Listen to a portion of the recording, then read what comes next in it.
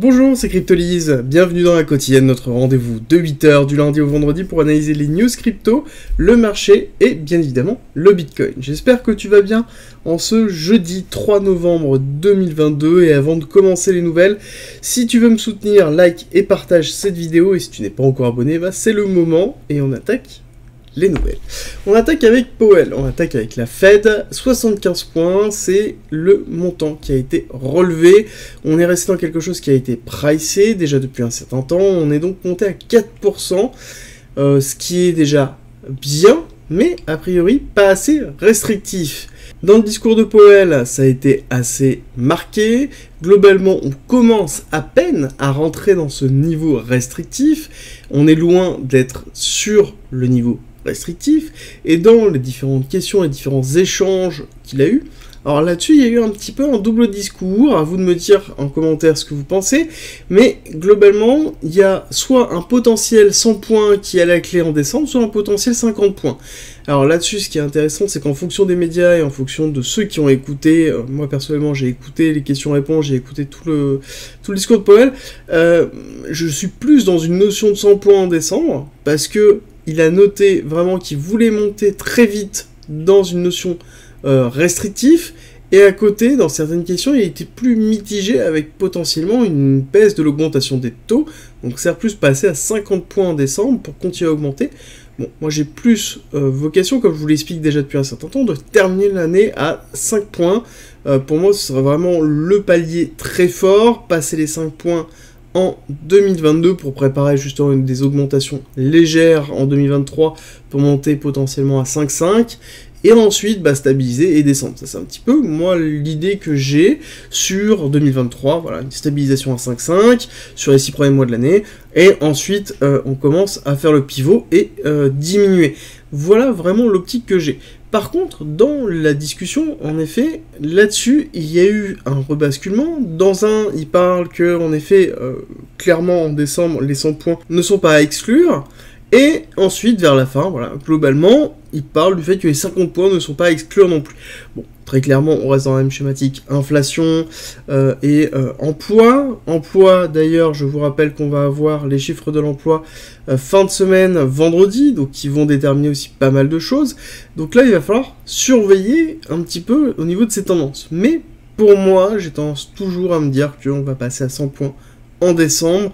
On pourrait rester à 75 en l'état, tout simplement rester sur la montée, être du coup à 4,75 sur fin 2022, pour ensuite entamer 2023 avec des augmentations de 0,5 pour monter justement à 5,25 puis ensuite à 5,75, voire même commencer à descendre en faisant 25 points pour arriver à 5,50, mais voilà, le fait qu'il a insisté plusieurs fois sur monter à un niveau restrictif rapidement et qu'ils sont à peine au niveau restrictif, pour moi le niveau restrictif, voilà, on commence à dépasser au-dessus de 5. Voilà. Donc quel est l'intérêt de diminuer le nombre d'augmentations? Je sais pas. Là sur cette fin d'année, autant la terminer de cette façon-là. Donc bon, à vous de me dire ce que vous en pensez en commentaire. On attaque la suite avec une grosse news. Alors, grosse news, façon de parler, ça parle de Meta, donc forcément, moi je suis assez mitigé, mais ça n'empêche que c'est une grosse news pour Polygon, parce que Meta a annoncé justement supporter le fait d'acheter et de vendre les NFT sur Instagram à partir de Polygon. Donc ce qui est positif pour Polygon, et Polygon, on va en parler plusieurs fois, est aussi utilisé dans la version de Aave Arc, qui est utilisée par JP Morgan pour les institutionnels. Et à savoir que JP Morgan a fait en tout cas leur première transaction sur ce Aave Arc, qui utilise Polygon pour plusieurs raisons, notamment pour les frais de transaction, parce qu'il y a une procédure qui est assez lourde de vérification d'identité au niveau des opérations, et donc toutes ces opérations-là sont effectuées sur Polygon Matic. D'ailleurs, je pense que si vous regardez Polygon, vous avez dû voir certainement un petit pump, on a dû arriver frôler les 1$, je pense, et ça devrait pas tarder, justement, potentiellement, soit à faire des profits, ou soit à casser les 1$ et à retravailler les zones supérieures, mais ça on en discutera dans une update, quand on fera Polygon Matic. On continue les nouvelles avec CZ. Alors, CZ fait beaucoup parler de lui. Pour rappel, c'est le CEO de Binance. Il travaille avec Elon Musk, notamment maintenant, pour intégrer Twitter dans le monde du Web3, avec toute la façon de payer Twitter, avec des cryptos, et fait parler de lui, notamment dans sa vision des CBDC. Alors CBDC, je rappelle que c'est les monnaies digitales de banque centrale. Alors oui, il considère qu'elles ne sont pas une menace. Le plus il y a d'acteurs, je cite, le plus il y a d'acteurs dans le Web3, mieux c'est. Fin de citation. Alors ça, c'est le changement qu'il est en train d'avoir. Ce qui est intéressant, c'est qu'avant, il n'avait pas eu tout ce positionnement-là. Il était pro-crypto avec un positionnement réellement sur le fait qu'on n'était pas dans quelque chose qui était contrôlé dans les cryptos, alors que là, sur les CBDC, on est quelque chose qui est contrôlé clairement par quelque chose d'étatique, et donc une banque centrale derrière, qui plus est une banque centrale derrière. Mais il ne faut pas oublier quelque chose, et ça c'est très intéressant, et je vous invite à regarder notamment son interview avec Bloomberg, où clairement il explicite son intention d'acheter une banque traditionnelle, et clairement, je cite, faire le lien entre les cryptos et le monde traditionnel et financier. Voilà, c'est le positionnement de CZ. Ça y est, c'est officialisé, c'est acté, c'est quelque chose dont je vous ai parlé déjà depuis un certain temps dans mes analyses du BNB, où clairement il est en train de se diriger comme un acteur essentiel de transition avec un passage sous une forme de banque. C'était sûr et certain, et là actuellement, on sait que il est à la recherche d'un achat d'une banque pour pouvoir devenir banque lui-même. Donc c'est le principe même. Donc du coup, est-ce que le revirement de situation est lié à ça? Est-ce que c'est quelque chose qui était déjà en tête? Vous, qu'est-ce que vous pensez des CBDC? Est-ce que vous pensez que les CBDC, notamment par rapport aux crypto-monnaies, vont faire de long? Est-ce qu'on peut cohabiter? Moi, j'ai tendance à penser que oui, la cohabitation est faisable parce que c'est deux choses qui sont séparées. Vous, dites-moi ce que vous en pensez en commentaire, et en plus, c'est un commentaire de référencement, donc ça aide la chaîne, donc n'hésitez pas. On a terminé sur les nouvelles, on va attaquer la partie technique. Avant, je vous rappelle que le Discord est à disposition en commentaire et en description. Discord qui est totalement gratuit et qui permet d'avoir accès à un hub d'informations sur la crypto-monnaie, la blockchain, le trading et l'investissement, une communauté de passionnés qui échangent sur les différents canaux, vous allez voir, c'est très structuré. Et pour ceux qui veulent soutenir le Discord et la chaîne, nous avons mis en place en plus un premium avec plein d'avantages, beaucoup de contenu, plus de 100 vidéos, 300 pages de guides et de formations structurées autour d'un plan pédagogique, des stratégies de trading, des stratégies d'investissement, des lives hebdomadaires, des briefs quotidiens que j'effectue sur le marché pour vous donner toutes les infos, globalement, tout pour aller plus loin, tout pour nous soutenir, et je vous mets une petite présentation en haut à droite si ça vous intéresse et que vous souhaitez vous renseigner.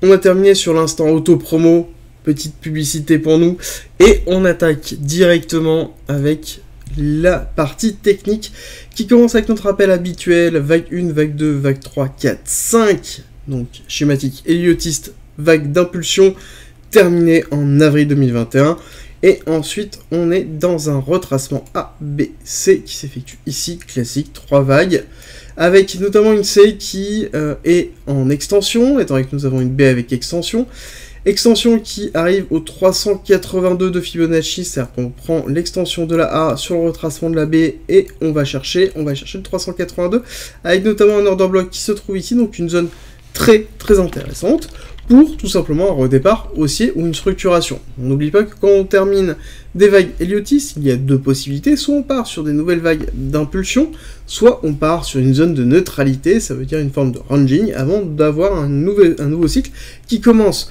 Donc ça, c'est un petit peu l'hypothèse que j'ai, c'est-à-dire qu'on est dans une zone de neutralité qui va durer un certain temps, entre 15 000 et 25 000, c'est-à-dire clairement entre le 618 et le 786, donc dans une zone de rechargement long terme pour pouvoir stacker du BTC si ça vous intéresse. Là actuellement c'est intéressant de rentrer en DCA, personnellement c'est ce que je fais, à vous de voir est-ce que c'est intéressant ou pas, si vous vous attendez que ça descende plus bas ou pas. Est-ce qu'on peut descendre plus bas? Oui, nous avons deux targets, je vous ai parlé, notamment des 15 000 avec le 786, qui correspond aussi au top de la une, donc une zone importante de résistance, dans lequel nous avons pas mal de liquidités en termes de volume qui se trouvent dans cette zone-là. Et ensuite, le deuxième niveau bas serait les 10 500. 10 500 qui est l'extension 1618 nombre d'or de l'extension baissière, qui est sur un order block important, et dans lequel nous avons notamment une résistance pour ceux qui font du Ishimoku. Donc on a un appel de prix à 10 000. Est-ce qu'on peut aller à 10 000 ? Voilà, j'ai déjà donné un petit peu mon point de vue, moi de mon côté, j'ai tendance à penser que pour arriver à 10 000, il faudrait vraiment quelque chose de très très fort pour emmener les cryptos à 10 000. Parce que on a une zone de résilience qui est bien marquée ici, on a un prix de résilience qui a été fait, on a eu notamment des grosses cassures ici avec Terra Luna et Celsius qui nous ont emporté derrière avec des closures de liquidation monstrueux, on a vraiment assaini le marché, et depuis on est dans une phase de neutralité qui est très importante pour le marché, c'est-à-dire qu'on est dans une zone de consolidation forte. Voilà, c'est un petit peu l'idée, et consolidation avec une forme de résilience très forte qu'on ira voir notamment avec ce qui s'est passé hier au niveau du Nasdaq, qui nous conforte le fait que la crypto-monnaie est de plus en plus résiliente actuellement au marché, et ce qui est en même temps logique, quand on comprend un petit peu ce qui s'est passé ici et ici, bon, bah, clairement, ici on a eu le départ des produits combinés avec notamment de la crypto-monnaie, donc des dérivés qui avaient été mis en place avec un ensemble d'actifs dont les crypto-monnaies, et donc le départ des institutionnels qui s'est effectué ici. La chute avec une énorme corrélation entre les cryptos et le monde financier tradi. Ici, la chute avec Terra Luna et Celsius qui ont vraiment entraîné les cryptos très très fortement et qui nous ont limite décorrélés tellement ont chuté fort par rapport à ce qui pouvait se passer au niveau du Nasdaq. Et ici, zone de neutralité dans laquelle même dans les mouvements haussiers et baissiers, on avait une résilience au niveau des cryptos par rapport à tout ce qu'on pouvait voir sur le SP500 ou le Nasdaq. Et ça s'est vu notamment hier, on ira le voir tout à l'heure. On va regarder rapidement ici, on délie un petit peu ce qui se passe. Ce qui est intéressant, c'est que dans cette zone de neutralité, nous avons quand même une belle accumulation de week-off, avec un selling climax, donc l'arrêt de la tendance baissière, qui s'est noté ici. Nous avons un gros automatique rallye qui s'est mis en place ici, et ensuite on est allé retester dans cette zone-là. Le SC, on n'a pas pris le SC, donc là, on est vraiment dans un ST, quelque chose de classique pour ceux qui font du week-off sur de l'accumulation, et ici, on est en train d'avoir une réaction haussière dans laquelle on a fait un break-off structure mineur pour pouvoir potentiellement aller chercher cet inducement et donc après faire un plus haut. C'est un petit peu l'idée que l'on peut avoir pour plusieurs raisons. Il faut comprendre que là, nous sommes dans une structure de consolidation. Ces structures de consolidation, généralement, et de zone de neutralité s'effectuent sous une forme de range. Le range, il a été de cette façon-là, et dans cette phase de retracement, parce qu'on est dans une tendance baissière, mais nous sommes dans un retracement est généralement haussier quand on est dans une structure baissière. La structure de ce retracement, actuellement, est toujours haussière. Nous n'avons pas pris ce plus bas. Tant qu'on ne prend pas ce plus bas, ça veut dire qu'on aura tendance à aller chercher ce plus haut, et donc, logiquement, nous sommes en bas de range de la zone de neutralité, et derrière, nous n'avons pas pris de plus bas, donc on est dans une structure haussière, et donc on aurait une vocation à aller travailler les zones des, globalement, 25-26 000, possiblement, pour pouvoir prendre ce top-là, et donc avoir une structure de validation haussière. Après, il y a d'autres possibilités. Dans une zone de neutralité, on peut très bien avoir quelque chose que l'on a déjà eu de nombreuses fois, et il faut le prendre en considération, c'est-à-dire qu'on aura quelque chose qui se fera de cette façon-là, avec un gros canal de compression. Donc à ce moment-là, un top qui pourrait aller chercher les 23 000, prendre l'inducement, aller rechercher une partie basse, et ainsi de suite, structurer une forme de compression de la liquidité, quelque chose qu'on a l'habitude de gérer depuis un certain temps, parce que le marché est en manque de liquidité. Clairement, ça se voit, on le sait, je vous en parle depuis longtemps. L'élément qui me dérange un petit peu actuellement serait notamment le RSI. Je trouve que le RSI est un petit peu haut par rapport à l'inclinaison du prix, c'est-à-dire qu'on a un momentum qui s'est structuré assez haussier, même si on est en train de le faire baisser, on n'est pas dans les 40. Si on a été dans les 40, je vous aurais dit que potentiellement on aurait pu avoir une accélération haussière assez rapide pour aller prendre ça. Là, en l'occurrence, c'est pas le cas. Là, c'est pas le cas. Là, on est dans quelque chose qui est un petit peu différent. On va le voir assez vite, et vous allez voir, notamment en 4 heures et en 1 heure, ça commence à se voir pas mal, avec des choses qui sont en train de se faire. Donc là, on est en train de zoomer.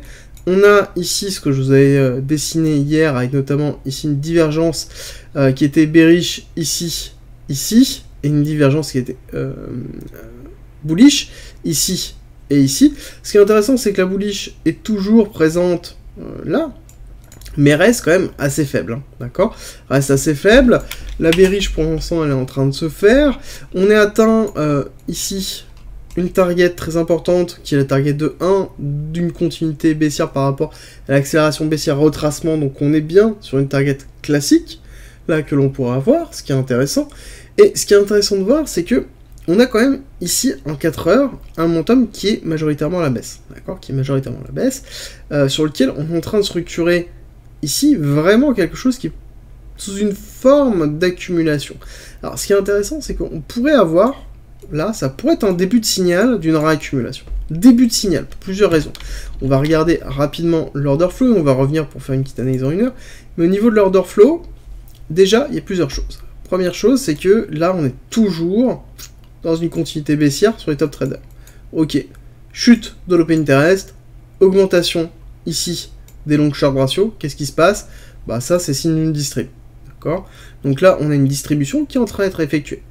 Vraiment une grosse distrib, parce que là on est vraiment allégé. Le train, pour rappel, on était à 170 quasiment, et là on est en train de retrouver des niveaux de 130, des niveaux qu'on avait vraiment début du mois d'octobre. Là on est en train de repasser sur quelque chose qui est en train de s'alléger clairement. Donc ça, c'est symptomatique de quelque chose qui est en train de distribuer. Alors pourquoi symptôme ici d'une réaccumulation et ici je vous parle d'une distribution? Parce que la réaccumulation week-off, on n'oublie pas, nous avons une phase de distribution, BC, ARST, SO, UT, retest et cassure baissière. Ok. Et ensuite, nous avons quoi? Bah, nous n'avons pas une véritable cassure baissière d'une distrib, nous avons la cassure baissière qui s'effectue avec derrière une structuration d'une accumulation pour partir à la hausse. Ça fait... Hop, ça fait une réaccumulation de week-off. Tout simplement.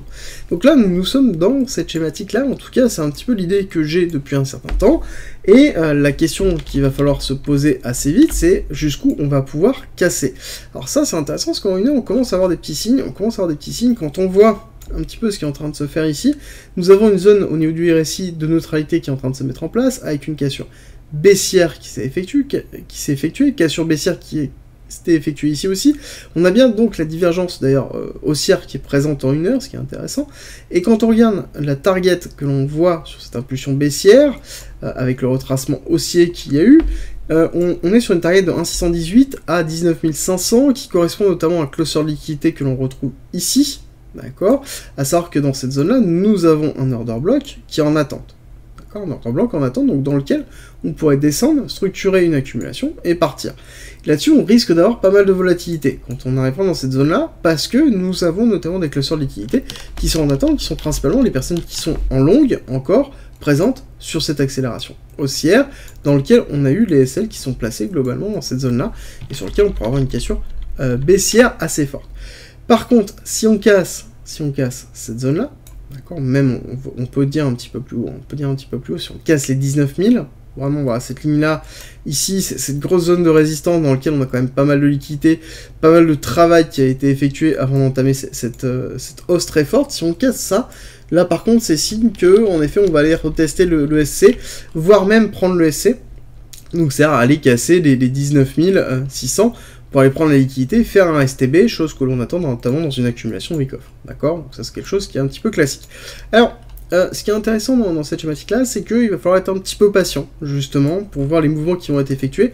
On a eu assez peu de volatilité, hein, quand on regarde... Hop, je vais arrêter de bouger, on va zoomer ici, mais quand on voit un petit peu ce qui s'est passé, on va repasser peut-être en daily, ce sera plus simple. Ouais, en daily ça va être plus simple.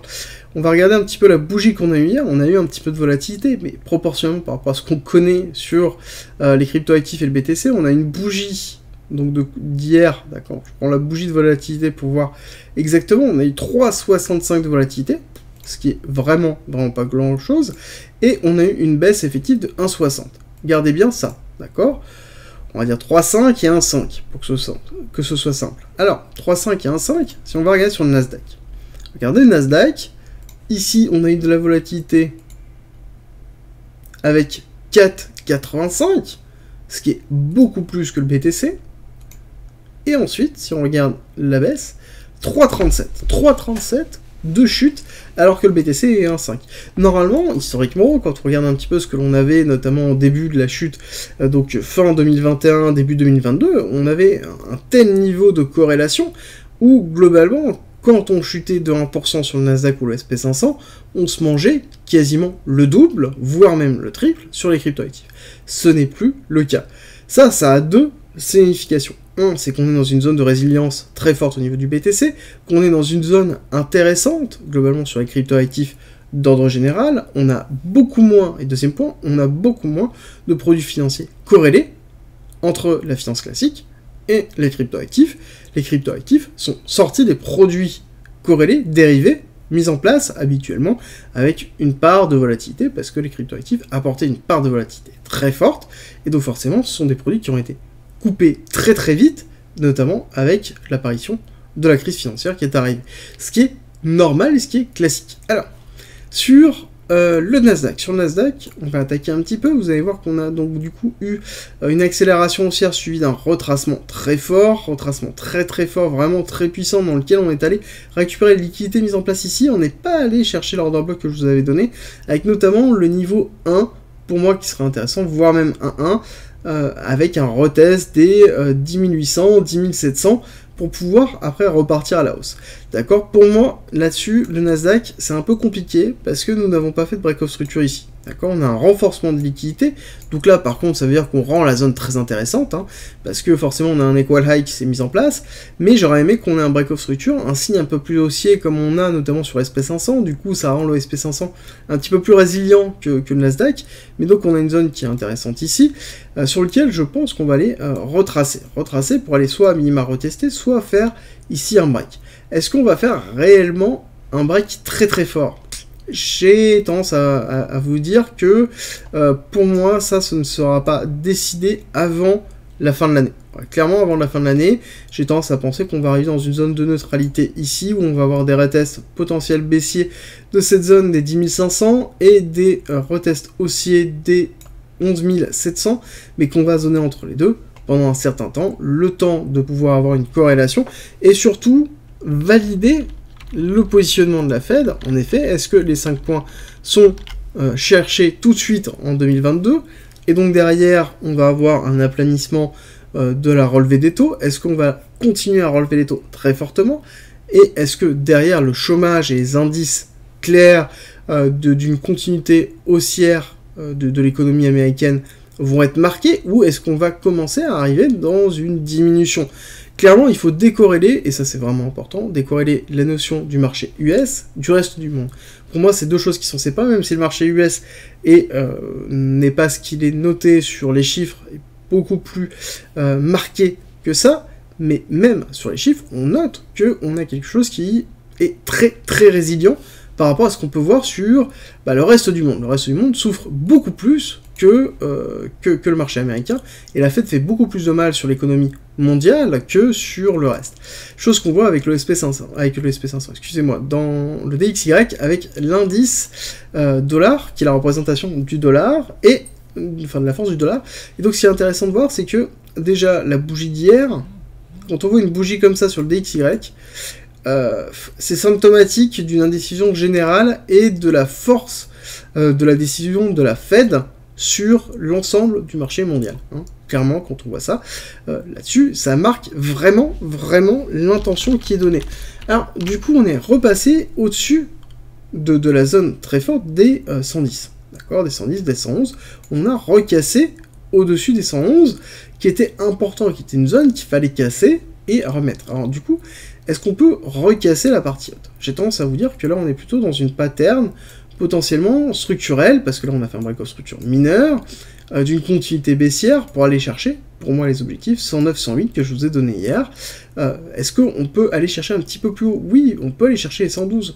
Pour moi, les 112 sont un très bon moyen. Si on casse les 112, là, par contre, il va falloir s'interroger, parce qu'on n'oublie pas qu'ici, on a un equal high qui a été mis en place à 114. Alors là, par contre, si on va chercher les 114, ça risque de faire très mal, mais pour moi, on est dans une zone potentiellement de retracement sur lequel on peut consolider, faire une distrib, et ensuite aller retester un plus bas en cassant ce lot-là pour aller chercher les objectifs 109, 108. Voilà un petit peu la démarche que j'ai au niveau du DXY, qui serait du coup dans une vocation à aller retester des plus hauts sur le Nasdaq, sur le SP500, avec une volonté à aller retester, justement, potentiellement, ici, cette zone-là, d'accord, supérieure, pour aller voir. On voit un momentum sur le Nasdaq qui, lui, quant à lui, est plutôt en train de se structurer, d'accord. On a quelque chose qui est entre la neutralité et l'accumulation en termes de structure, et ce qui est intéressant d'ailleurs de voir, c'est que, à contrario, on a bien le DXY sur lequel on a un momentum qui est en train de casser, d'accord, qui est vraiment en train de casser. La divergence baissière qu'on avait depuis un certain temps qu'on traînait, elle est en train potentiellement de s'activer.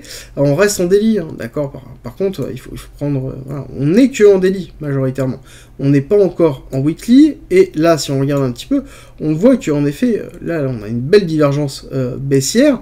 L'activation, elle n'est pas encore faite. L'activation, elle n'est pas encore faite. Il faudrait clôturer une bougie en dessous, pour moi, de ce niveau-là, pour bien marquer le fait qu'on est structurellement baissier actuellement, donc il va falloir attendre cette semaine et potentiellement la semaine prochaine pour avoir vraiment ce signal-là pour une fin d'année sur lequel on commence à distribuer sur le DXY pour potentiellement faire une chute pour préparer 2023 et donc toute la planification de la Fed.